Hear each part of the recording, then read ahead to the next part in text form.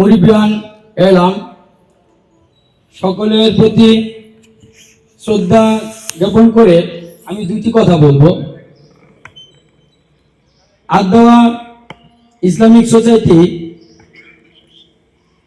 আত্মপ্রকাশ 2024।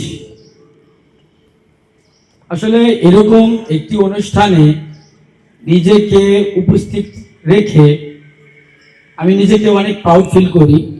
আজকে সমাজে এরকম একটি গ্রহণযোগ্যমূলক অনুষ্ঠান খুবই কম সংখ্যকই লক্ষ্য করা যায়।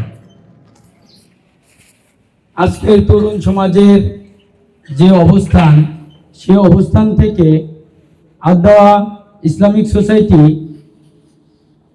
এরকম একটি উদ্যোগ গ্রহণ করাতে আমি কৃতজ্ঞতা প্রকাশ করছি এবং এরকম অনুষ্ঠান যেন আমরা প্রতি বছরই উৎসাহের সাথে করতে পারি, এর জন্য সবার কাছে দোয়া প্রার্থনা করছি। সবাই ভালো থাকবেন, সুস্থ থাকবেন। আসসালামু আলাইকুম।